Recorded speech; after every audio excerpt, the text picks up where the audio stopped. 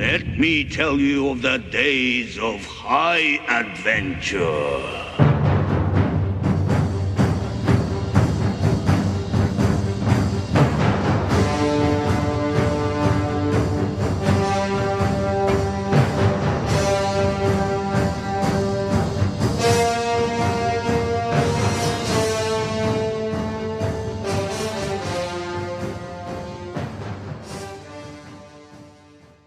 Hi there, nation, and welcome to the show where we help you to play miniatures wargaming on a budget.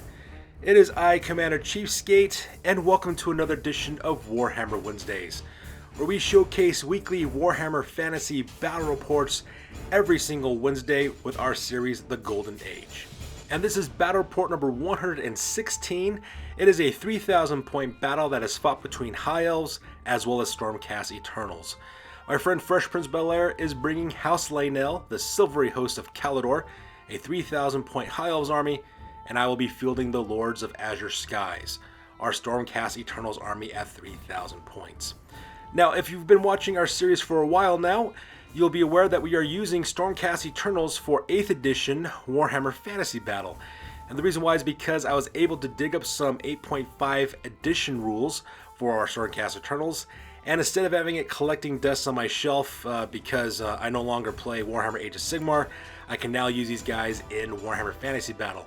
So I'll be taking this 3,000 point Stormcast Eternals army through its paces by having fight every single army within our studio's collections. So with that being said, we're going to play some background music real quick. As the music is playing, we will show you both photos of both armies as well as their rosters. And if you guys want to see exactly what we're bringing for this one, you can pause at your leisure, or you can take a look down the description box below for further details. So that being said, let's get this battle report on a roll. Crom, I've never prayed you before. I have no tongue for it. No one, not even you, will remember if we were good men or bad, why we fought, or why we died. All that matters is that two stood against many. That's what's important. Balor pleases you, Crom. So grant me one request. Grant me revenge. And if you do not listen, then to hell with you. Ladies and gentlemen, boys and girls, dying times here. So let's go ahead and talk about the scenario rules for this one. The scenario rules we're playing is Battle Line. It is the most typical game of Warhammer Fantasy that we play on this channel, with standard deployments as well as standard victory conditions. So with the scenario rules over with, let's go and talk about the battle plan as well as deployments for this battle report. So here is an overhead shot of the entirety of the battlefield. As you can see, we are playing on a 6 foot by 4 foot table. My friend Fresh Prince Bel-Air is deployed on the near side of the table, and I'm deployed on the far side of the table. Now, as for the battle plan on this one, my battle plan here is pretty simple. For the most part, I'm going to try to wait out my opponent as best that I can. There is a huge expanse of ground between myself as well as Fresh Prince Bel-Air, and he has some very dangerous shooting abilities going on in this army because he has 3 Eagle Claw bow throwers located on his right hand side. So in this battle, most of the action will be taking place along the flanks. My plan is to destroy his cavalry elements on the left-hand side of the battlefield by sending in my prosecutors to deal with his light cavalry, as well as dealing with his Silverhelm knights. At the same time, I plan on whittling down his forces by using my adjudicators to open fire with long-range shots, as well as my Vanguard Raptors to do exactly the same thing. Meanwhile, I'll be planning on taking my Vanguard Caledor hunters on the far right hand flank and to assault his bolt throwers and hopefully take those guys out of commission before they cause any long-term damage. Now, the main threats I'll be focusing on for the most part are primarily 3 units. First are his Phoenix Guard, which are located in the bottom left hand corner, as well as his huge unit of Swordmasters in the center of his line. And the other threat I have to worry about is his Dragon Mage located on the far right hand flank as well. Pretty much my plan is to hopefully whittle down his dragon with some long range fire from my Knight Venator. Hopefully he'll be able to take him out with using his Realm Hunter's bow ability. At the same time, whittle down my enemy's infantry forces as they cross the battlefield, and then hopefully I can get a good counter charge against them and destroy them that way. And that's pretty much my battle plan for this one. So with the battle plan over with, let's go ahead and talk about deployment real quick. So starting off on the left-hand deployment for the House Lainel, the Silvery host of Caledor, vanguarding at 4, we got 2 units of 5 Illyrian Reavers. The one on the left-hand side are called the Word Bearers, and the one in the center are called the Silent Striders. They're all equipped exactly the same way with spears, bows, as well as light armor, and they're also riding elven steeds. In the bottom left-hand corner of his deployment area, that unit is called the Silver Sentinels. It is a unit of 10 Silverhelm Knights with full command. They have lances, heavy armor, shield, as well as Ilthamar barding on their elven steeds. So moving on to his center deployment now, on the left-hand side of his center deployment, we have the Ever-Wardens. It is a unit of 25 Phoenix Guard with full command with Musician, Standard Bearer, as well as Keeper of the Flame. They also have halberds as well as heavy armor, and they're also packing the Banner of Eternal Flames. In the center, he has 2 huge columns of infantry. On the left-hand side is the Loremaster's Blades. It is a unit of 28 Swordmasters of Hoeth with full command. They're all packing great weapons as well as heavy armor, and they also have the Banner of the World Dragon, which gives the unit a 2-up ward save against wounds caused by magic weapons, magical attacks, as well as spells. And also all dragons, friend or foe within 12 inches, are also stubborn. Now leading that unit as well are 2 of the main characters for the House Lainel. We have Lord Tywin Lainel, the Warden of Caledor. He is a High Elf Prince who's also the general for this army. He has heavy armor as well as a lion cloak. He's also packing the Ogre Blade for 2-up strength for his attacks. Also the Shield of Merwyrm, giving him a 4-up parry save, even when he's using a magical weapon. And he also has the Talisman of Preservation, giving him a 4-up ward save. Right next to him on the right-hand side, that is Tytos Lainel, the Loremaster of Caledor. He is a Loremaster of Hoeth. He's a level 2 wizard. He's got a great weapon as well as heavy armor. He's also got the Book of Asher, giving him +1 bonus to casting as well as dispel attempts. He also has the Talisman of Endurance with 5-up ward save. And he's also packing the Lords of Battle Magic. He knows every single signature spell from the Lords of Battle Magic. Now, right next to him on the right-hand side, that unit is called the Dawn Guard. It is a unit of 23 Lothern Sea Guard with full command. They have spears, bows, light armor, and shields. And leading that unit is Tanis Lainel, Captain of the Dawn Guard. He is a Lothern Sea Helm. He is also the army's battle standard bearer. He's got light armor, shield, as well as a spear. He's packing the Reaver Bow, which means he's got 3 +1 strength volley firing shots that have a 30-inch range on it as well. And that pretty much makes up his center deployment for this one. And finally, on the right-hand side, on the left, we have Rossum Lainel as well as Pyrite. Rossum Lainel is a Dragon Mage of Caledor. He is a level 2 wizard with dragon armor. He also has the Sword of Might, giving him +1 strength, as well as a Charm Shield, which means that it's a 1-use, 2-up ward save against the first shot against him. He's also packing the Ruby Ring of Ruin, so that way he has a level 1 Fireball spell as a bound spell. He's also got the Lore of Fire. His 2 spells are Fireball as well as the Flaming Sword of Ruin. And then finally you have Pyrite, which is a Sun Dragon, which is his mount. And then lastly we have 3 Eagle Claw Bolt Throwers. Those guys are called the Reigns of Caledor. And that makes up my friend Fresh Prince Bel-Air's deployment for this one. So moving across the battlefield, let's go ahead and talk about my deployment for the Lords of Azure Skies, my Stormcast Eternals army. So on the left-hand side, we have the Saras of the Aether. It is a unit of 5 Prosecutors. They have Sigmaron armor, paired celestial hammers. They also got the flying ability. They're also skirmishers as well.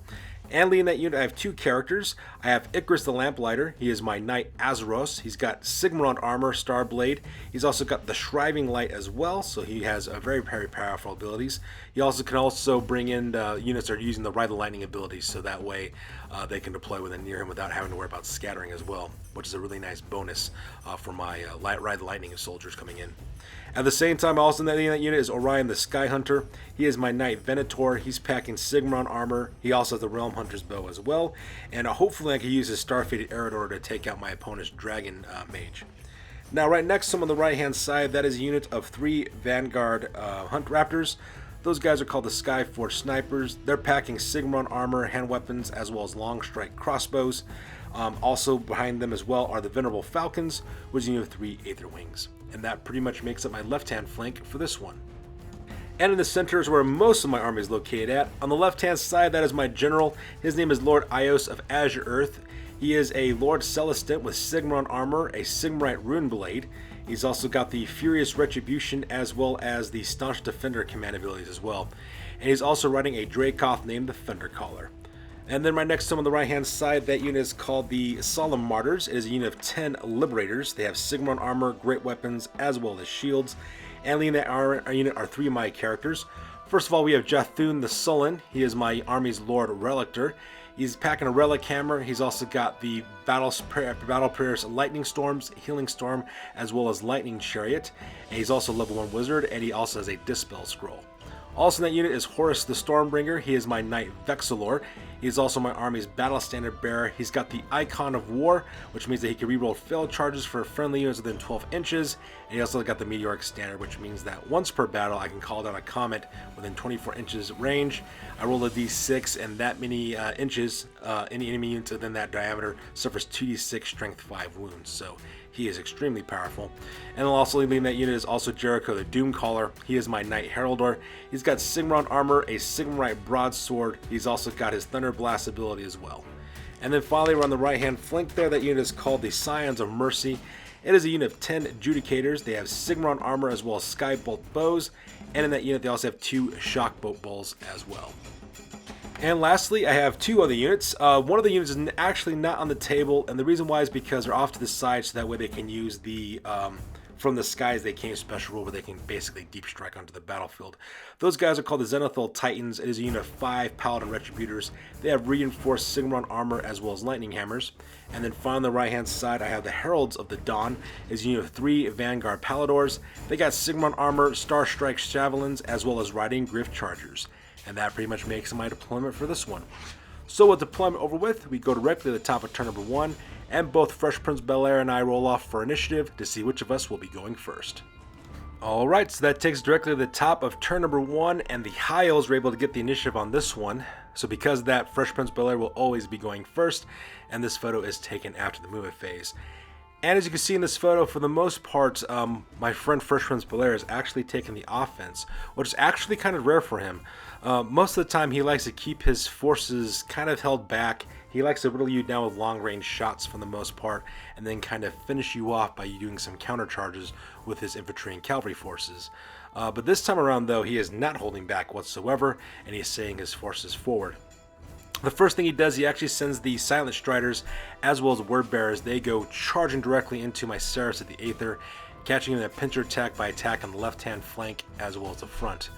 So after that, he all pretty much just kind of marches everything else up forward. The Silver Sentinels on the left hand side, they move up their normal movement allowance, so that way they can get a good counter charge. I think the reason why he did this is so that way he knows that his 2 units of Illyrian Reavers are going to get chopped to pieces. He just knows that flat out. I think what he's trying to do is delay my counter charge, what he's trying to do by having me get bogged down in close combat, and then he'll send in his Silver Helms to kind of finish off that unit, which is actually kind of smart. At the same time, he also marches up the Everwardens, the Loremaster's Blades, and at the same time, March flies Ross and Lainel, as well as Pyrite up to the right-hand flank as well. Now for the Dawn Guard, they just move up their normal movement allowance, that way they can shoot in turn, and then of course his 3 bolt throwers stay exactly where they're located at. Now if you notice as well, you can see that my three Aether Wings, the Venerable Falcons, if you notice, they're actually right in front of my Long Strike Raptors. And the reason why that is the case is because one of the special rules that the Aether Wings have is that at the very beginning of the battle, before anybody moves, I can move those guys 12 inches in any direction. And I decided to kind of post them up real front in front of my Long Strike Raptors. That way they don't get worried about getting countercharged. So here's a close-up of the movement phase. As you can see, the Word Bearers have charged directly into the left-hand side of my Saris of the Aether, while the Silent Striders have gone charging forward. I'm not too worried about actually taking casualties from these Illyrian Reavers. I know they're just being used to kind of delay me from moving around. So the problem I will have to face, of course, are the 10 Silverheim Knights that are really to charge in right afterwards. So those guys you have to worry about. But for the most part, though, I'm not foreseeing any problem with my prosecutors just chopping through these Illyrian Reavers very quickly. And here's a close-up of his Silver Sentinels moving up to the left-hand side to get an excellent counter charge off against my prosecutors. At the same time, you can see a close-up of the Everwardens moving up, marching up forward 10 inches, so that way they can also start threatening my right-hand flank. And here's a close-up of the Lordmaster's Blades moving up, marching up forward 10 inches, starting to put the advance directly to my center. At the same time, you can see the Dawn Guard moving up their normal 5 inches forward, so that way they can do some long-range shooting with their bows. And here's a close-up of the 3 Eagle Claw Blow Throwers from the Reigns of Caledor, getting ready to launch some long-range fire directly into my forces. And finally, here's a close-up of Russ and Lainel as well as Pyrite, getting ready to attack my right-hand flank. So with the movement phase over with, we go directly to the magic phase. And during the magic phase, Fresh Prince Bel-Air had a pretty successful one. Well, the first spell he tries to cast, of course, is the boosted version of Searing Doom, which makes sense. That magic missile was going to cause 2d6 hits directly against my Adjudicators, my Scions of Mercy. So because I used Jathun the Sullen's Dispel Scroll to stop that spell from going off. However, for the rest of the magic phase, I wasn't able to stop him for the most part. The first thing he does, of course, he casts his Earthblood, which has a 5-up regen directly onto his Lord Master's blades. And at the same time, he also casts the Flaming Sword of Ruin for Russ and Lainel, which means that he has flaming magical attacks, and he also has +1 to wound. I think he did that just in case he gets countercharged by my Caledor Hunters. So with the magic phase over with, we go directly to the shooting phase, and unfortunately for my opponent, his shooting phase was pretty much lackluster. Either the shots that he did manage to hit failed to wound, or I was able to armor save him for the most part. So all things considered, I had a pretty lucky shooting phase against me, so that part was kind of nice. So with the shooting phase over with, we go directly to the combat phase. And as you can see in this photo, it was an absolute bloodbath for the High Elves. The first thing that ended up happening, of course, is that my opponent launches attacks. He has always strike first, and unfortunately for him, though, he failed to wound any one of my fighters. The reason why is because he's got strength 4 attacks, but I have toughness 5 as a base for most of my fighters. And at the same time, I also have excellent armor saves as well, so because of that, not much really happened for the High Elves. And for my counter attacks, I sent Icarus the Lamplighter, as well as Orion the Skyhunter, my Knight Azeros and Knight Venator. They managed to kill 3 members of the Word Bearers there on the left-hand flank. Meanwhile, the rest of the Seraphs of the Aether was able just to kill the Silent Striders outright. So because that caused all kinds of damage. Needless to say, my buddy Fresh Prince Bel-Air lost this battle significantly, so he had to take a break test. The Word Bearers failed their break test and fled to the left-hand side. I tested Restrain because I wasn't going to go after them. I was going to stand my ground instead. And just like that, the Word Bearers flew off the table and net me some really nice juicy points for the very first turn of the game. So with that, we go directly to the bottom of turn number 1 for the Stormcast Eternals. And this photo is taken after the movement phase. And on this one, I decided to play it kind of defensively for the most part. The reason why is because most of my forces are going to be focused primarily on the flanks. I was going to keep most of my infantry forces in the center and play defensively, just because I wasn't too eager to kind of charge directly into the High Elves. That huge unit of Swordmasters as well as Phoenix Guard, both those units are very, very deadly. So my plan was to kind of whittle them down as best that I could with some long-range fire before I had to actually go deal with them. So the first thing that ended up happening is that I declare a charge with the Seraphs of the Aether. My 5 prosecutors go charging directly into the Silver Sentinels, and they had no problem doing that whatsoever. At the same time, I also sent my Venerable Falcons charging directly into the right-hand side of the Silver Sentinels as well. Meanwhile, my 2 Knight Azeros, as well as my Knight Venator, I did not have them charge forward. I had them stand their ground, so that way they can maneuver later. I also decided to march fly Icarus the Lamplighter right behind the tavern there in the center left-hand side of the battlefield, so that way he can get within distance to use his Shriving Light ability off on the Phoenix Guard. At the same time, I also flew over my Knight Venator, Orion the Skyhunter, directly right behind my long strike crossbow, so that way I can open fire with him as well during the shooting phase. While that occurred, of course, at the same time, I took my Heralds of the Dawn, my 3 Vanguard Paladors, and I used their ability, which was called Ride the Wind Etheric, which basically means they move forward 6d6 inches forward, and what ends up happening is they can go anywhere they want to in the battlefield as if they were flying. So I had them fly right directly across the battlefield, land right in front of the reins of Caledor, because they're going to do some long-range shooting with their Star Trek Javelins, and hopefully destroy some units that way. Meanwhile, the rest of my infantry forces, as well as my general, just stand their ground for the most part. So here's a close-up of the Seraphs of the Aether, as well as my Venerable Falcons, getting ready to put the hurt directly onto the Silver Sentinels. At the same time, Icarus the Lamplighter, as you can see, he's moving in range, so that way he can use his Shriving Light ability off on the Everwardens. And here's a close-up of my Skyridge Forge Snipers, my 3 Vanguard Raptors, as well as Orion the Skyhunter, Lord Ios of Azure Earth and Thundercaller, as well as the Solemn Martyrs, just standing their ground because I have no reason to move them at this point. And here's a close-up of my Scions of Mercy, my unit of 10 Judicators, and they're not moving either. And the reason why that is the case is because with their rapid fire ability, I can shoot twice with them if I don't move, and I plan on doing some long-range shooting with their Skybolt bows, as well as Shockbolt bows as well. And finally, here's a close of the Heralds of the Dawn, getting ready to do some long-range shooting with their Star Strike Javelins directly into the reins of Caledor. So with the magic phase over with, moving phase over with, we go directly to the shooting phase. My magic phase is pretty much lackluster. I wasn't able to get off any of my spells, so because of that, I decided to use the Shriving Light ability. So a Crystal Lamplighter opens up his lantern, managed to kill 2 of those Phoenix Guard, which is all kinds of awesome. And meanwhile, I decided to concentrate fire with my Skyborn snipers. The Skyforce snipers decided to open up directly into the Loremaster's blades. Meanwhile, that was occurring, my Adjudicators from my Scions of Mercy opened fire directly into the Dawn Guard as well. And at the same time, I also used Horus the Stormbringer's Meteoric Standard ability to bear as well. When it was all said and done, I was able to kill 10 members of the Loremaster's Blade, which is all kinds of awesome. At the same time, I also managed to kill 6 members of the Dawn Guard as well. Unfortunately for me though, even though I did cause a lot of casualties, Fresh Prince Belair has high elf leadership, which means they never break, so they stand their ground for the most part. Meanwhile, on the right-hand side, my Heralds of the Dawn was able to kill 2 members of the Reigns of Caledor by opening fire with their Star Trek Javelins, so that part was completely epic as well. So with the shooting phase over with, we go directly to the combat phase. And in the combat phase, ended up being a bloodbath once again for the High Elves. When it was all said and done, they were able to kill one of my prosecutors, which is kind of sad. However, I was able to kill 5 Silverhelm Knights, which is all kinds of awesome. And at the same time, 4 of those kills actually came from my prosecutors, while 1 of my kills actually came from my Venerable Falcons, so that part was kind of nice as well. Needless to say, my opponent had to take a break test, and unfortunately for King Khalifa, he failed that break test. His Silver Sentinels, I believe, flee like 8 or 10 inches, and I send the Venerable Falcons to go after them, but unfortunately I ended up about 2 inches short of actually overrunning them, so because of that, the Silver Sentinels could still fight and still be a threat. So with the combat phase over with, we go directly to the top with turn number 2. And once again, the High Elves decided to kind of take the offensive somewhat slightly for the most part. He decided not to declare it. The first thing he does, he declares a charge with Rosso Lainel as well as Pyrite, and those guys go charging directly into the right-hand flank of my Scions of Mercy. Luckily for my Scions of Mercy, my Adjudicators did pass a leadership test from the Terror check, so they're perfectly fine. However, Rosso Lainel and Pyrite go directly into the right-hand flank, which is all kinds of bad for my archers.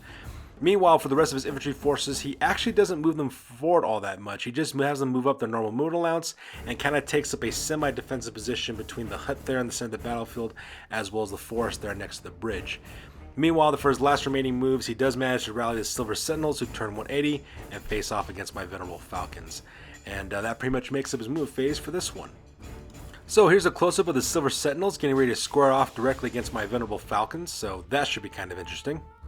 And here's a close-up of his Everwardens, the Loremaster's Blades, as well as his Dawn Guard, kind of standing their ground and taking up defensive positions there in the middle of the battlefield. And here's a close-up of his lone Bolt Thrower from the Reigns of Caledor, facing off against 3 Palador Hunters, and I'm pretty much liking my chances on this part. And finally, here is a close-up of Rosso Lainel and Pyrite, my opponent's Dragon Mage, going directly to the right-hand flank of my Scions of Mercy. And that part I am not looking forward to. So with the movement phase over with, we skip the magic phase because unfortunately for my opponent, he just had a pretty weak magic phase at this one. So the magic phase over with, we go directly to the shooting phase. And during the shooting phase, he opens fire with a single bolt directly into one of my Vanguard Paladors and managed to put 2 wounds on it with a single bolt. So that part was kind of rough. And during the shooting phase, he concentrates fires with his Dawn Guard, opening up with their bow shots directly into my Sullen Martyrs, and they're able to kill off one of my Liberators, so that part was kind of sad. So with the shooting phase over with, we go directly to the combat phase. And the combat phase ended up being absolutely brutal during the combat phase. First of all, of course, once again, his Dragon Mage gets to go first because he has always strike first. Unfortunately for him, though, Rosso Lainel was unable to cause any injuries whatsoever. I then, of course, counterattacked with my fighters. And unfortunately for me, though, because I'm being attacked from the flank, only 2 of my Adjudicators can actually fight. And unfortunately for me, though, they failed to hit or wound, so because of that, there's nothing wrong with the Dragon Mage for the most part. After that, Pyrite the Sun Dragon, though, he decides to attack with his normal attacks, and after his Thunder Stomps, as well as his Breath Weapon, he's able to kill 2 of my Adjudicators and put a floating wound on a 3rd one. Needless to say, combined with the charge, the flank attack, as well as the number of wounds, I think my leadership drops to leadership 3, and I have to take a break test. Unfortunately for me though, I failed my break test. I think I flee 7 inches to the left hand side. However, Rosso, Lainel, and Pirate pursue 12. They catch my Judicators, slaughter those poor guys to the last man, so my Scions of Mercy are dead, and to make matters worse, he goes directly into the right-hand flank of my Solemn Martyrs, so because of that, my Liberators are now getting attacked from the flank, which is all kinds of bad. So with the combat phase over with, we go directly to the bottom of turn number 2 for the Stormcast Eternals. So this photo is taken after the movement phase for turn number 2 for the Stormcast Eternals, and I decided to take the offense. The first thing I decided to do is to charge forward my Venerable Falcons on the bottom left-hand corner. They go directly into the Silver Sentinels, because those guys are actually pretty good, all things considered. At the same time, I also charge in my Heralds of the Dawn directly to the right-hand side, bottom right-hand corner of the battlefield, going to the very last Bolt Thrower and engaging that in close combat. I then also send in my Prosecutors from the Seraphs of Aether. They charge directly into the Everwardens. I then send my Knight Azeros, Icarus the Lamplighter, as well as my Knight Venator, Orion the Skyhunter, and my General Lord Ios of Azure Earth and the Thundercaller directly into the Loremaster's Blades. And finally, the last thing I do, of course, is I then deep strike with my Zenithal Titans. As you can see, they pop up 12 inches right behind the Loremaster's Blades. My plan is to send my pile of Retributors charging forward and hopefully catch my opponent in a pincer attack. Now, as for my Solemn Martyrs up in the top center of the battlefield, I do try to do a swift reform with them so that way they can square off against Ross and Lainel as well as Pyrite. Unfortunately for me though, I failed my leadership roll twice. I rolled a 12 the first time, and when I re-rolled it for my Battle Standard Bearer, I rolled an 11, so because of that, my guys are staying their ground and they're not doing much. And finally, my Skyborn Snipers, my Skyforge Snipers rather, they just kind of stand their ground so that way they can open fire with their long strike crossbows. And that pretty much makes up the move phase for this one. So here's a close-up of my Aether Wings from the Venerable Falcons, ready to knock off the last of these Silver Sentinels. And the reason why I'm saying those guys in is because they're Weapon Skill 4, Strength 4, 2 attack Aether Wings. So those Aether Wings are no joke in close combat. Against squishy, soft elves, hopefully I can put the hurt on those guys and finish them off to the last man. And here's a close-up of my Zenithal Titans, who decided to ride bolts of lightning down onto the earth, so that way I can catch the Lordmaster's Blades in a pincer attack. And here's a close-up of the Heralds of the Dawn, charging directly into the last of the Reigns of Caledor, getting ready to finish off that Eagle Claw Bolt Thrower. And here's a close-up of my Prosecutors, the Seraphs of Aether, going directly into the Everwardens, as well as Icarus the Lamplighter, my Knight Azeros, Orion the Skyhunter, my Knight Venator, and Lord Ios of Azure Earth and the Thundercaller, going directly into Loremaster's Blades. And just for FYI, this is where I make a huge tactical mistake in this battle report. And here's why. The reason why is because the Loremaster's Blades have the Banner of the World Dragon, which means they have a 2-up ward save against magical attacks, for the most part. Now here's where the problem comes into effect. My General, Lord Ios of Azure Earth, is using a Relic Blade, which is a magical weapon, which means that my opponent gets 2-up ward saves against his attacks. At the same time, Orion, the Skyhunter, his Realm Hunter bow is also a magic weapon, so because of that, my opponent gets 2 ward saves against that as well. And to make matters even worse, Icarus the Lamplighter, my Knight Azeros, he has a Starblade, which is also a magical weapon, which means they get a 2-up ward save against that as well. The only things that do not have magical attacks are actually my animals. Orion the Skyhunter has a Star Eagle that can also fight in close combat, so he's got normal attacks. The only problem though is that he's only got 3 Strength 5, Weapon Skill 4 attacks against Loremaster's Blades, and that's not going to do much of anything. And the other character that actually has no magical attacks is my Dracoth, the Thundercaller. He has no magical attacks. He only has 3 attacks though, Weapon Skill 4. Now granted, he's Strength 5, so he can still cause a hurting, but still, that's not many attacks going directly into Loremaster's Blades. And I made a huge tactical error on that one. And here's a close-up of my Skyforge Snipers, just scanning their ground so that they can open fire with their long strike crossbows. And finally, here's a close-up of my Solemn Martyrs getting flank charged by the right-hand side from a Dragon Mage as well. Now, unfortunately for me, my magic phase did not work whatsoever. I did try to cast Healing Storm with my Lord Relictor, but unfortunately for me, though, my opponent was able to dispel that no problem. And at the same time, I couldn't shoot at anything because everything is engaged in close combat, so we go directly to the combat phase. So here we are in the combat phase. The fight between my Venerable Falcons and the Silver Sentinels were actually pretty well done. They did manage to put a wound on one of my Aether Wings, however, I was able to kill 2 members of the Silver Sentinels. Now, unfortunately for Fresh Prince Bel-Air, he did have to take a break test and flee, and of course I had to take a restraining test to see if my Aether Marines could actually restrain and not chase them. Unfortunately, I failed my restraining test, so because of that, my Venerable Falcons go and chase off the Silver Sentinels right off the battlefield, which means they kind of charge off the battlefield as well. Meanwhile, close combat between the Solemn Martyrs as well as Rosalind Lainel and Pyrite was actually really good. In the end, when it was all said and done, my opponent was able to kill one of my Liberators and put a floating wound on a second one, so that part was kind of sad. However, I decided to attack 4 of my characters. I decided to make way real quick with Horus the Stormbringer as well as Jethum the Sullen. Horus the Stormbringer was actually able to kill Rosalind Lainel outright, so that part was kind of cool. So because that rider gets killed, my opponent of course has to take a monster reaction table, and unfortunately for him he rolled stupidity, so because of that, that took place. However, my second fighter, Jethum the Sullen, was able to put 2 wounds directly onto the dragon as well. So because I managed to kill 4 wounds, subtract their 3 wounds from me, but unfortunately though, because he lost by 1, he has to take a break test. Unfortunately for French Prince Bel-Air, the Sun Dragon failed his leadership test, so because that he goes fleeing to the right hand side, I think 9 inches, and I just elect to pursue. I go forward 11 inches, so I run down Pyrite, manage to slaughter that Sun Dragon, and also land right smack dab in the river on the right hand side of the battlefield as well. Meanwhile, over here in the center of the battlefield, the fight between the Prosecutors as well as the Everwardens was horrific. It was really, really bad. First of all, I was able to kill 4 Phoenix Guard, which is absolutely fantastic. However, they were able to kill 2 of my Prosecutors as well, so that part was horrific. Combined with his rank bonuses as well as his standard, he won this battle by 3. Luckily for me though, I did pass my break test, so my Prosecutors aren't going anywhere. But at the same time, man, that part was absolutely brutal. Those ward saves were just being rolled out of the box. I was only able to kill 4 of those guys, so that part was extremely tough. The center of the battle though, that one was really, really bad. Like I said before, I made a huge tactical error by sending in my Knight Azeroth, my Knight Venator, as well as my General against them, because I forgot that they had the Banner of the World Dragon. Those guys have a 2-up ward save against magical attacks. The first thing that ends up happening, of course, is that my opponent decides to declare a challenge, and I decide to respond with that challenge with my General. Lord of Azure Earth is a beast in close combat, so I figured it'd be a really good test of his abilities.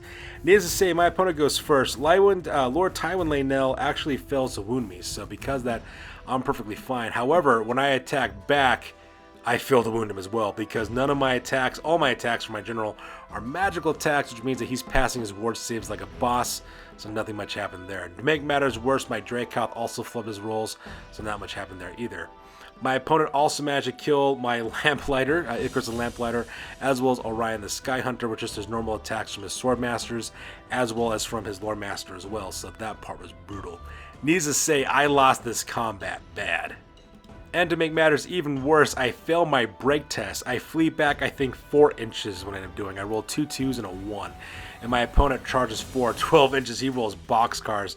And the Loremaster's blades just chase down my General and chop him into meat-sized chunks. And just chop him to pieces and manage to kill my General as well. That part was horrific. However, I did manage to kill the very last Bolt Thrower with my Heralds of the Dawn. So that part was pretty epic. So my opponent has no more shooting whatsoever. So with that, we go directly to the top of turn number 3 for the High Elves, and this photo is taken after the move phase. Now, luckily for me, I've been doing a pretty good job whittling down my opponent's flanks, so he has nothing in the flanks. The only thing he has left over are his 3 huge units of infantry. First of all, the Everwardens on the left-hand side are still engaged in close combat with the Seraphs of Aether, so that part's kind of nice. However, they are whittling through my Prosecutors pretty quickly, so that part's kind of rough. I might have to send in my Zenithal Titans directly into their back. Meanwhile, he does charge forward with a Dawn Guard to go smashing directly into the right-hand flank of my Solemn Martyrs. So just like that, those guys are caught in a flank attack as well. He also does a quick, swift reform real fast with the Loremaster's Blade, who turned 90 degrees to the right-hand side. And it looks like his trance is going to try to do is going to catch my Solemn Martyrs in a pincer attack, being attacked from the back as well as the flank. So that would be pretty bad as well. Everything else from his army is pretty much dead, so those are the only units that move for this turn. So here's a close-up of the Everwardens still fighting against the Seraphs of Aether, and my Prosecutors are slowly losing this fight. And here's a close-up of the Loremaster's Blades, who've turned 90 degrees to the right-hand side to go off into a rear charge directly into my Solemn Martyrs. And here's a close-up of the Dawn Guard going directly into the right-hand flank of my Solemn Martyrs as well. So with the move phase over with, we go directly to the magic phase. And the magic phase was horrific for me during this magic phase. The first thing he does, he managed to cast off Wissen's Wild Form directly onto the Dawn Guard. I did try to dispel it, but unfortunately for me though, I just rolled extremely poorly for my dispel, so because of that, the Dawn Guard now have +1 strength, +1 toughness. So those elves are now strength 4, toughness 4, which is basically the same strength and toughness as my Liberators. However, the real killer though was Spirit Leech. Unfortunately for me, my opponent was able to cast that spell directly onto Horus the Stormbringer. Unfortunately for me, I just rolled poorly for my leadership test. So because of that, he gets killed right off the bat, his soul being sucked out of him by the spiritual ability from Tytos Lainel, the Loremaster of Caledor. So that part was horrific.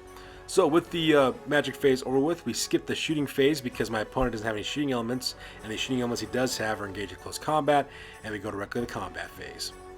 And the combat phase is absolutely brutal. The first thing I ended up doing is actually declare a challenge. My Lord Relictor, Jathun the Sullen, actually demands a challenge, and my opponent, of course, answered the challenge with Tytos Lainel, the captain of the Dawn Guard. Needless to say, my Lord Relictor had no problem whatsoever just putting the hurt directly on that guy. I was able to kill his Battle Standard Bearer pretty quickly.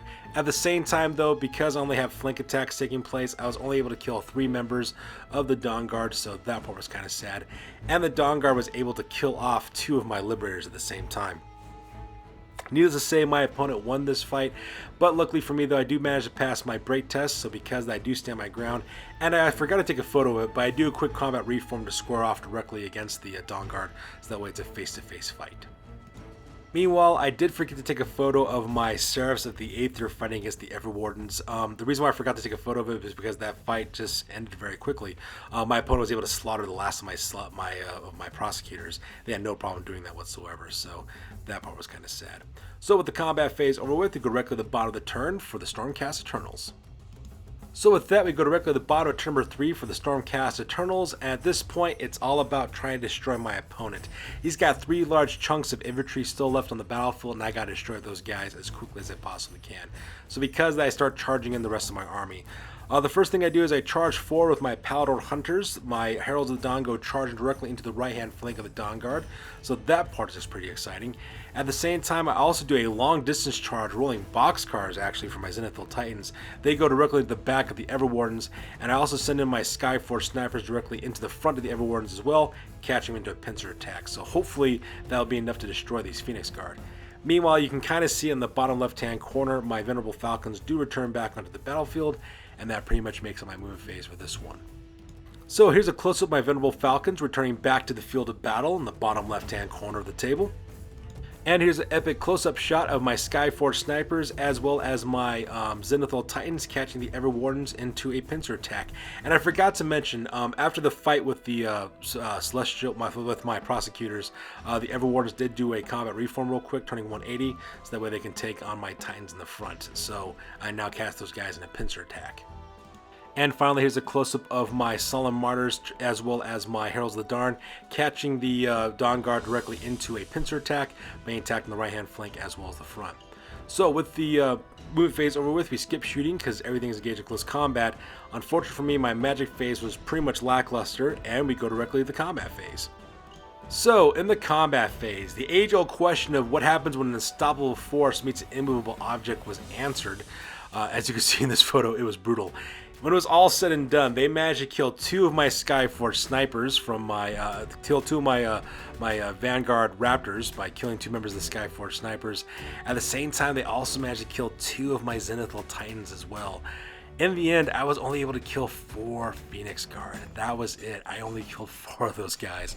And the reason why is because Fresh Prince Bel-Air, I'm not sure what he did. I'm not sure if he made some kind of blood sacrifice to the High Elf gods or what, but he was making those 4 ward saves like it was going out of style. I never saw so many 4s, 5s, and 6s being rolled all at once before, and just like that, his guys survived all my attacks.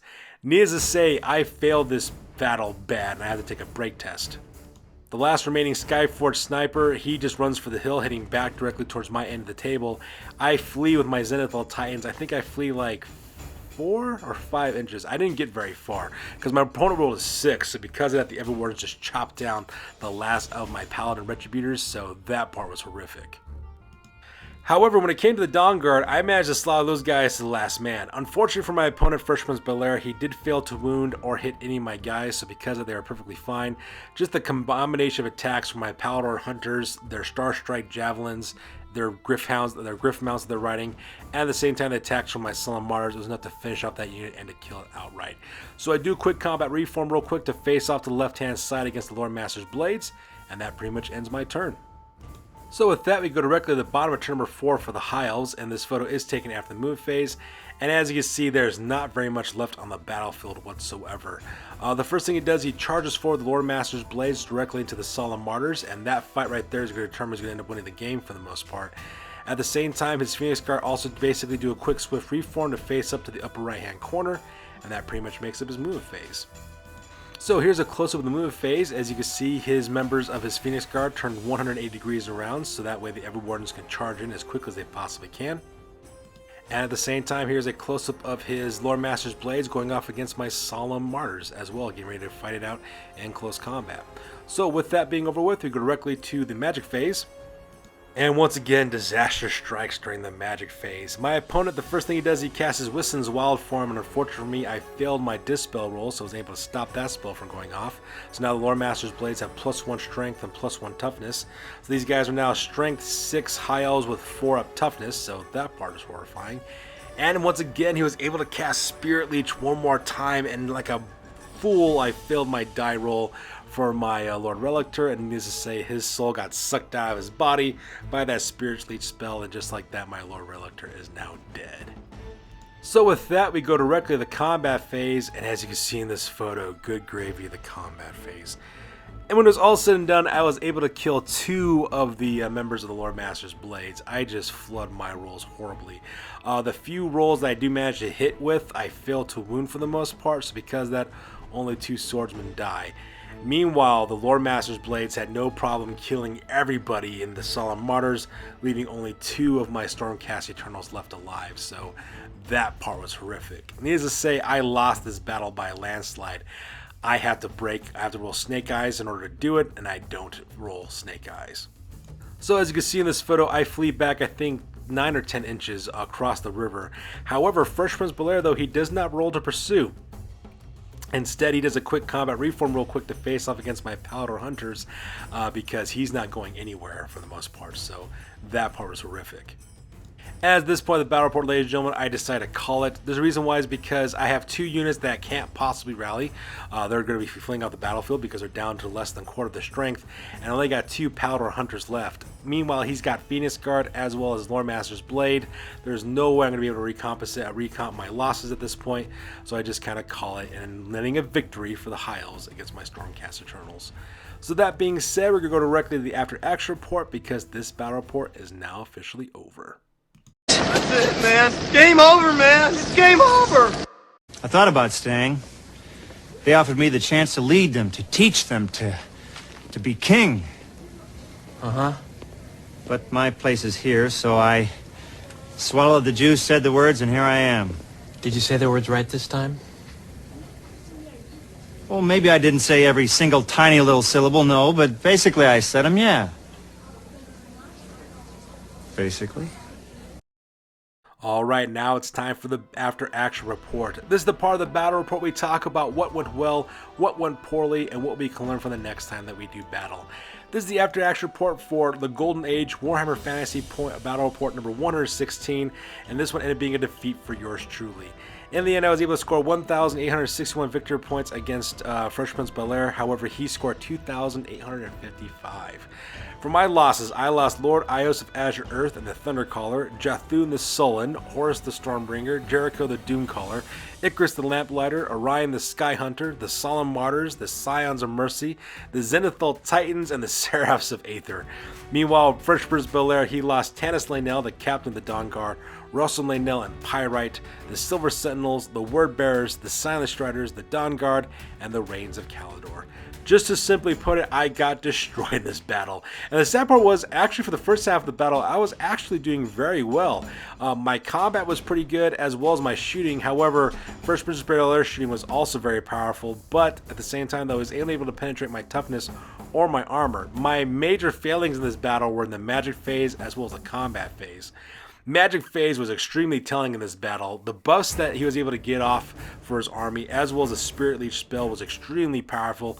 Killed 2 of my characters, and to make matters worse, Fresh Prince Bel-Air brought a combat wizard. He's not even a fully fledged level 4 wizard, which kind of shows you the weaknesses of my Stormcast Eternal army not having access to magic for the most part. He was able to snipe off 2 of my characters with Spirit Leech. He killed my caster as well as my Battle Standard Bearer, and things from there just kind of devolved from there. And combat was also very telling in this battle as well. The Phoenix Guard, the Lothran Sea Guards, as well as the Sword Masters are still very powerful combat units, and the reason why it was so good for my opponents wasn't because of high strength, high toughness, or high weapon skill, because I have those in spades. The problem was I just didn't have enough fighters. My Stormcast Eternal army is not very large, so whatever casualties I take, it really adds up over time as well. Plus that Batter the World Dragon, having that 2-up ward save against magical attacks really hurt. I forgot that my characters that I sent in to fight against them had magical attacks, and so it wasn't going to do much against them, so that part was horrific. And then of course, once my center attack against his Sword Masters failed, he just took off my units one by one, just picking them off bit by bit. The Phoenix Guard were also extremely destructive during this battle report as well, destroying my Prosecutors as well as my Paladin Retributors with ease, so that part was insane as well. Now, currently with my Stormcast Eternals army, we're currently at 1 win as well as 1 loss, and even though I did lose this battle, it was still an extremely fun battle to fight against Fresh Prince Bel-Air. It's been a while since I fought against that guy, and it was a blast doing it, and as always, I am always looking forward to rematch, as always. So that being said, ladies and gentlemen, that's going to finish this one for now. As always, please feel free to comment, like, and or subscribe. Your guys' input is appreciated. At the same time, check us out on Facebook, Instagram, as well as blogger.com for all the latest, greatest hobby news related to our channel. That's good for this one, you guys. We'll catch you guys in the next one. Peace out and stay classy.